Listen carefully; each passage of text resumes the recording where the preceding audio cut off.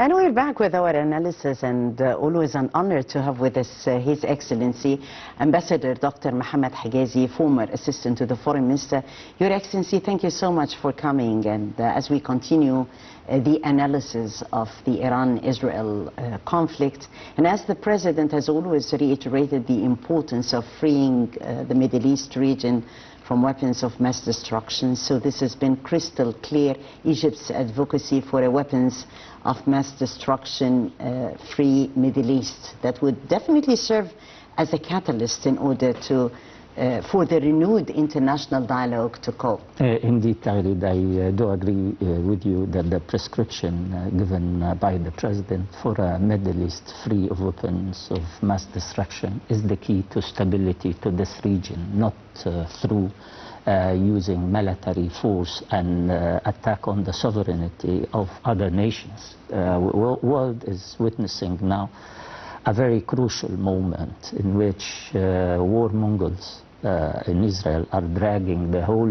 world and the United States in particular to a decision that we are all waiting whether the United States will join in this war, unlawful war, or it will listen to the voice of wisdom and try through diplomacy. Where Iranian were on the table on the 13th of June when the Israelis have started their sudden attack on the Iranian sovereignty and on the Iranian military or nuclear facilities, which is a program that has been approved by the international community and was under the watch of the World Atomic Agency. And I think the Iranians have given all what they can during the negotiation, and the Americans should have continued with the 6th round of talks.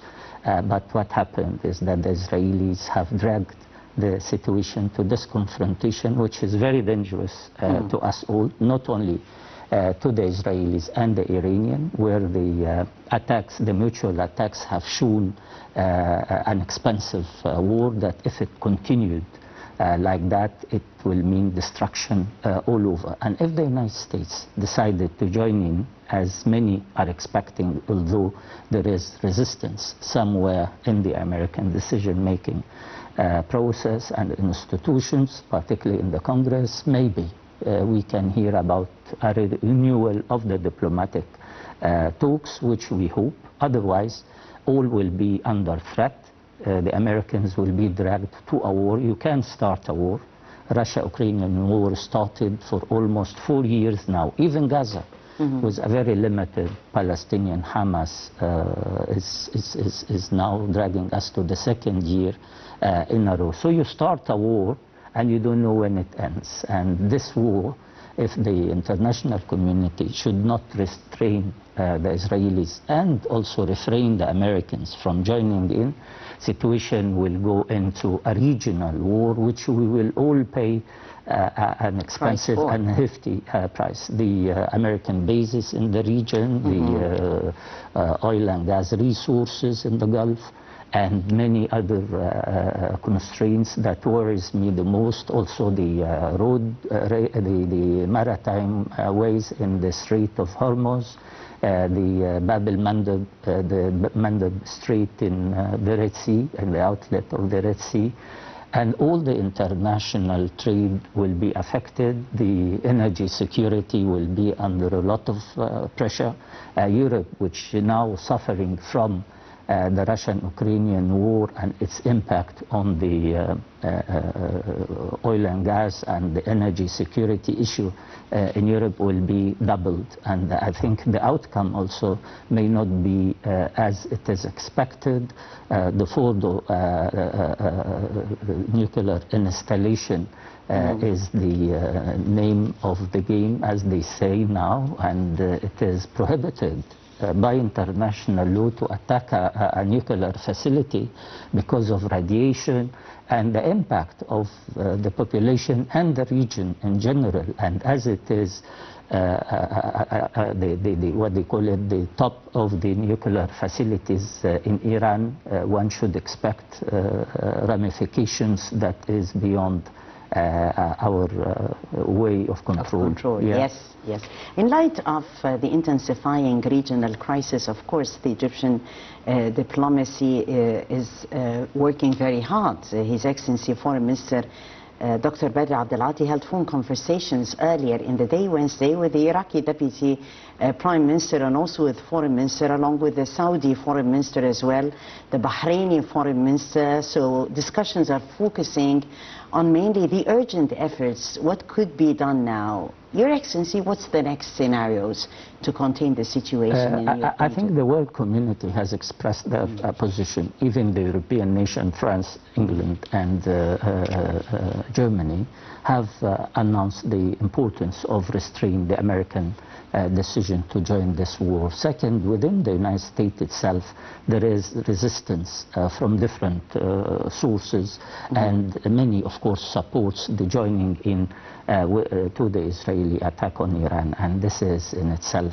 a very dangerous situation. The second most important act is in the General Assembly, where the Egyptian permanent representative have given, Osama Abdel Khaliq have given a very important and eloquent speech to announce the danger of the current situation and the ongoing killing of Palestinians in Gaza as a betrayal of humanity.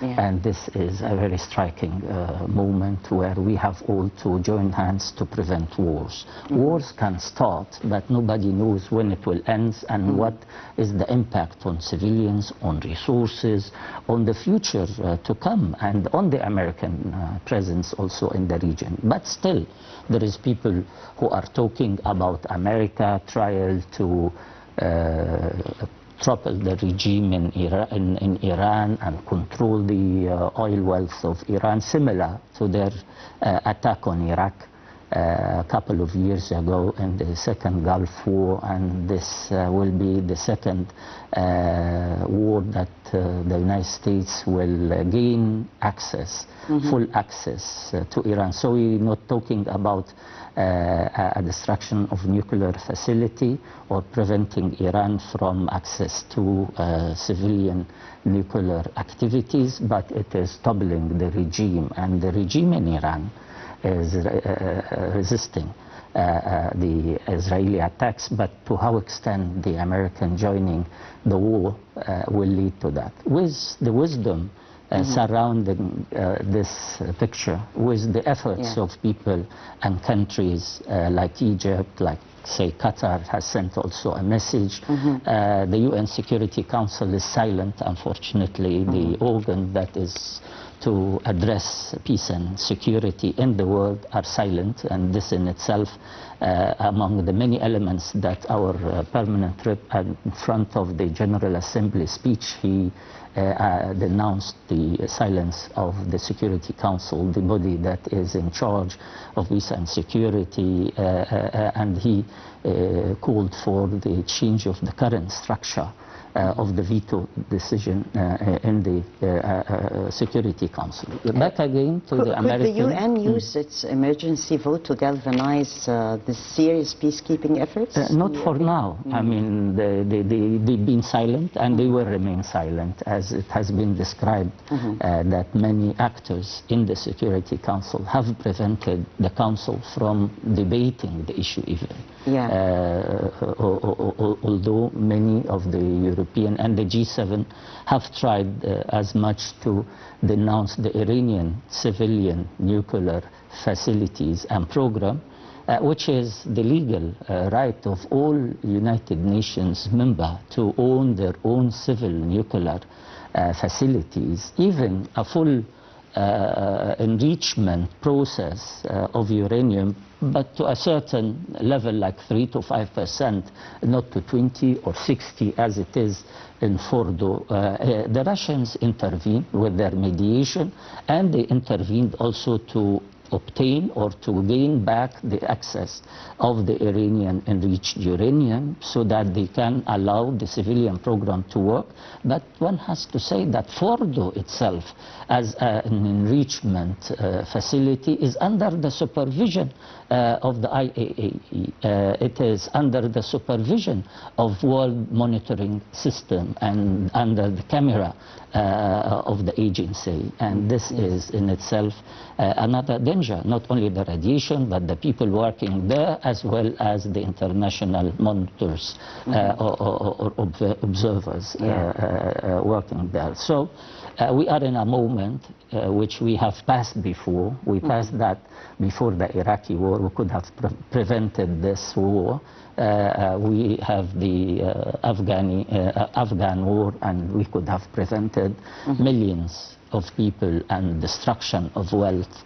And we are on the verge of similar situations where the international community are just shouting to stop wars while the Nimitz and other American war machines are heading to the Middle East. Where before also, Your Excellency, the Sun warning on behalf of Iran that they are not going to surrender. And where will the this, language? That's the language. The language used by the American president is in itself very insulting and inadequate in such a critical moment, and should have been dealt with. Iranians reject the language of threats. Everybody should. And Iran is a country of many centuries of history, and this is not the language that one should use to threaten while we were on the table. So just back to the table and discuss the agreement that, but surrender in itself a word, even if it meant to surrender the Iranian nuclear peaceful facilities, this could have been the language that should lead the situation to an opening or a resumption of the peaceful talk that was in Oman for the sixth round, and in which we could have dealt with all what the Middle East have seen, wars in Lebanon or in here and there, the situation, unlawful situation in Gaza. We could have dealt with all this with the Iranian if you need to talk to them about their interventions in the region, and it could have been a package through which we can talk about a new Middle East better made for its neighbors without wars. And this is the language that we in diplomacy and we people who believe in international law and legality are adhering to. Those warmongers will lead their people to pay a hefty price. We saw the destruction in Tel Aviv and in Haifa. We saw the destruction in Tehran. And we haven't seen enough, it seems, in many wars. And time has come that either the rational voice of wisdom will prevail, or again another war, another destruction, and the Americans will not come winners as it was in Iraq after all this hefty prices. And in Afghanistan, when they hastily withdrew in a very unusual way. Again, in Iran, you don't think that you topple a regime and you control Iran to control its wealth, and this will never happen. It didn't happen in the 50s and 60s during the government of Mossadegh. It didn't happen at that time, and it will not happen again, definitely. To what extent, Ambassador, do you think Israel is going to sustain this level of military resistance so far? I think the maximum they can go with the limited ability that has been shown in the past few days, and with the destruction level that the Iranian is exerting. Of course, they endure also losses, but Israel, from a geographical and demographical in-depth resistance, they are people of 7 days war, 6 hours war, militia war. But Iran is not a militia. Iran is a huge geography, a huge demography, a great history, and people who know how to resist. They fought 8 years during the first Iranian-Iraqi war. They are people who know how to fight, who endure many challenges over their history, and I should expect the United States maybe reach the level of supporting Israel, maybe even to attack Fordo facilitation, enrichment facility. Maybe they will assist the Israelis, but they will not declare war. Declare war means that a full-scale attack on the American bases in the region and the American naval pieces, as well as the oil and gas wealth. For that, I think they have to think twice. Otherwise, they may enter into war, and they will never come to end it, because I don't think that supporters of Iran are limited to Pakistan or other nations. There are many who might like also to drag the Americans into the sands of the Middle East, as the West have dragged Russia to the war in Ukraine. Yes, we have, of course, different reactions that has actually pulled amid the rising tensions. We find Russia issuing a stark warning to the United States against providing any direct military support to Israel in its operations against Iran. How do you see, Ambassador, this sense of Moscow's warning, Moscow's position on this conflict, Moscow positioning itself as a mediator? I think Moscow is playing its cards right. They know very well the danger of opening up more fronts, the danger of preventing Iran as a support from dedicating its support to Russia, and for that Iran is blamed by many Western powers and would like to see Iran out of this game. But the American administration, President Trump in particular, are carrying negotiation in Ukraine and Russia, and maybe Russia also cannot declare full support to Iran while it is under American maybe mediation effort out of respect. So they will definitely talk softly, as we have seen. They announced that their joint declaration or strategic cooperation framework is not covering the defense aspects. But at the same time, they want to tell the West that Iran is not alone. And if it comes to attacking Iran, I think they will be there. Chinese also. So I think China will not allow 30% of its oil resources being cut, or the American thinking that Iran is Iraq, or the Israelis are attacking Iran as if they were fighting Hezbollah or Hamas. No, they are fighting resilient people and a resilient army, an ideologically oriented regime that can defend itself and maybe achieve victory. Yeah, in a minute, Your Excellency, what are the most possible scenarios you see for the Netanyahu government in the upcoming weeks? An intensification of mediation, of calls of rational, of international leaders talking to President Trump and the American administration. And maybe the Americans will listen and maybe lend some support to the Israelis and accept calling the Iranian back to a rational, mutual respect oriented deal on the table.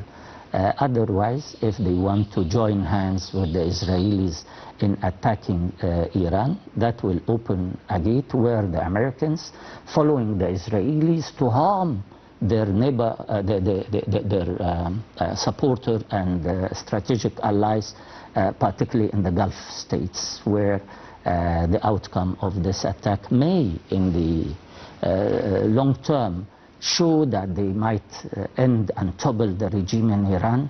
But it's not as easy drive as it is like that. It is a war that will lead the whole region to flames that might cover not only American bases, but wealth, that has described this region for long, and waterways will be blocked, and a full destruction of many of the historical cities through around the region, and the involvement of all in a war that will render no winners. Even the Israeli people will pay a hefty price when it is an open scaled, and today maybe one of the parties are lacking resources and ammunition, but tomorrow he might surprise you. I was once talking to North Korean experts, and they were saying that we wanted to own the deterrent, the nuclear bombs. We want to obtain the deterrent to not to attack Washington, but to prevent Washington from attacking us, as they have done with Saddam Hussein. Same, you cannot really attack people like that, otherwise they will try to inflict damage on you, no matter what weapons will they use. Maybe today Iran is not nuclear, but you are pushing them very fast to accelerate their program and change their strategy. And if that happens, you blame Israel. Thank you so much, Your Excellency, Ambassador Dr. Mohamed Hegazy, former Assistant to the Foreign Minister, for coming tonight and always adding value, Ambassador. Thank you so much. Thank you, Tarid. Thank you. And thank you, dear viewers, for joining us. That was Wednesday Debate for tonight, and I'm Tarid Hussein, thanking you all for watching.